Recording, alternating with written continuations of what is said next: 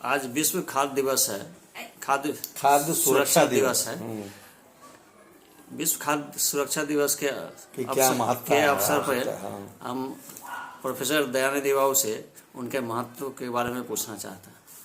देखिए, विश्व खाद्य सुरक्षा दिवस है और मनुष्य की आवश्यकताओं में भोजन, वस्त्र और आवास आता है, जिसमें भोजन महत्वपूर्ण है, काफ़ी महत्वपूर्ण है। जिस तरह से गाड़ियों को चलाने के लिए हम ईंधन देते हैं, उसी तरह से इस बॉडी को बॉडी जो मशीन रूप में है, इसके भी संचालन के लिए फूड ही एनर्जी प्रदान करता है। और खाद्य एक महत्वपूर्ण तत्व है। विश्व खाद्य समस्या से गुजर रहा है और इसके कई आयाम हैं। जब भी हम खाद्य सुरक्षा की बात करते हैं तो इसके अंतर्गत खाद्यान्न का उत्पादन, उसका सुरक्षा, उसका भंडारण, उसका वितरण, उसमें न्यूट्रिएंट्स पोषक तत्वों का पाया जाना, उसके इंग्रेडिएंट्स जो हम तत्व मिलाते हैं उन तत्वों का सही मिश्रण, उसका संरक्षण, उनका वितरण और उपभोक्ता तक पहुंचाया जाना, उपभोक्ताओं को रुचि का ध्यान में रखना, विभिन्न आय उम्र के वर्गों के लिए अलग खाद्य पदार्थों का, ये सारी चीज़ें खाद्य सुरक्षा के अंतर्गत आती हैं। पहले विश्व में खाद्यान्न का अभाव होता था, यहाँ तक कि भारत में भी इसका अभाव होता था और हम समुद्री मार्ग से जहाज़ों द्वारा मंगाए गए अनाज पर भारत का काम चलता था। लेकिन ग्रीन रिवॉल्यूशन, हरित क्रांति का यह प्रभाव हुआ कि खाद्यान्न के मामले में हम आत्मनिर्भर हुए हैं और अब खाद्य के हम निर्यातक हैं, आयातक की श्रेणी में नहीं है। ये एक अच्छी बात है। लेकिन खाद्यान्न उत्पादन का जहाँ प्रश्न उठता है तो हम किन खाद्य पदार्थों का उत्पादन करते हैं, उसका वितरण हम क्या कर रहे हैं, उसमें कितने न्यूट्रिएंट्स पाए जाते हैं, ये सारे तत्व आवश्यक होते हैं। तो पहले बात बताएं कि हमारा फूड हैबिट्स बदला है और खाद्यान्न का उत्पादन में भी भिन्नता आई है, तो उसके कारण न्यूट्रिएंट्स कम है। पहले जो हमारे यहाँ भारत में खाद्य उत्पादन होते थे उसमें मोटे अनाज ज़्यादा होते थे और यह पाया गया है, आधुनिक रिसर्च से, शोध से यह पता चला है कि वो मोटे अनाज स्वास्थ्य के लिए बहुत ही वर्धक थे। डायबिटीज, ब्लड प्रेशर्स और अनेक तरह की जो बीमारियां हो रही हैं उसमें अवरोधक क्षमता होती थी।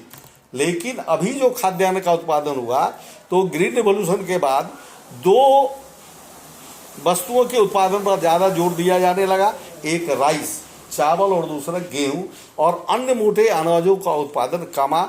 इस ओर ध्यान देने की जरूरत है। दूसरा है वितरण प्रणाली, और जिसमें महत्वपूर्ण भूमिका अदा करती है पीडीएस, है कि नहीं, पब्लिक डिस्ट्रीब्यूशन सिस्टम। तो हमारा जो जन वितरण प्रणाली की दुकानें हैं उसमें जो दिक्कतें आ रही हैं, कम वजन का, ज़्यादा कीमत का लेना, नहीं देना, ये सारी चीज़ें भी वितरण से संबंधित हैं। और how it will reach to the poor, जो नीडी है, गरीब है, उसके यहाँ जाना है, तो हमारे यहाँ वितरण प्रणाली जब सही होगी तब जा पाएगा। इसके बाद है कि आधुनिक समय में जो खाद्य पदार्थ उत्पादन होके माने प्रोसेस्ड फूड जो हमारे पास पहुंच रहे हैं, तो प्रोसेस्ड फूड जो पहुंच रहे हैं उसमें जो उसका इंग्रेडिएंट्स है तो कुछ ऐसे घातक तत्व मिला दिए गए हैं जो हमारे लिए ज़्यादा हानिकारक हो गया है। वो जैसे पेस्टिसाइड्स का ज़्यादा मिलाया जाना, उसमें मात्रा का गलत उपयोग हो जाना, ज़रूरत से ज़्यादा हम उसके बारे में प्रचार कर रहे हैं, लेबलिंग लगाते हैं, जिससे उपभोक्ता हमारा कन्फ्यूजन में पड़ जाता है और फिर में स्टारों के द्वारा हम उसका प्रचार कराते हैं, तो इसका बैड इफेक्ट सोसाइटी पर पड़ता है और उसका कंजम्पशन बढ़ा है। और कंजम्पशन बढ़ा है, फास्ट फूड का ज़्यादा बढ़ा है, इसके बाद जो पेय पदार्थ है उसका बढ़ा है, उसका बैड इफेक्ट्स भी आया है कि अब हमारा जो जनरल फ्यूचर जनरेशन्स है, बाल बच्चे हैं, वो मोटे होते जा रहे हैं, फैटी हो रहे हैं, जो स्वास्थ्य के लिए हानिकारक है। तो इन बातों का भी ध्यान देना पड़ेगा।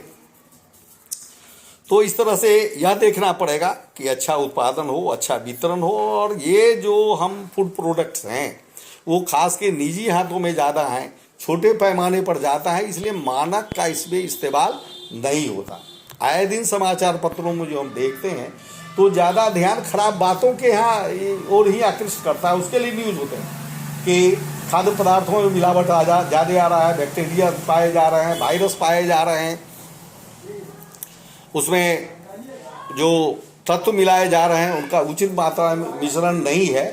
खास करके जैसे स्पाइसेज में ज़्यादा मिलावट होता है, जैसे मरीच है उसमें पपीता का बीज मिलाया जाता है, आपका हल्दी है उसमें गलत चीज़ मिला दिए जाते हैं, मिर्चा में अलग चीज़ मिलाते हैं। ज़्यादा जो गड़बड़ी पैदा हो रही है वो स्पाइसेज और ऑयल में ज़्यादा हो रहा है, और इसके कारण हमारा किडनी इफेक्ट हो रहा है, लीवर इफेक्ट हो रहा है, और लोग बीमार पड़ रहे हैं। पहले ज़माने में लोग कम बीमार पड़ते थे, अब ज़्यादा भी बीमार पड़ते हैं। एक बार एम्स के डॉक्टर का इंटरव्यू आया, कहा कितना भी हॉस्पिटल बनाते उसे क्या फ़ायदा होगा, जब तक आदमी स्वस्थ नहीं होगा तब तक हॉस्पिटल बनाने से समस्या का समाधान नहीं होगा।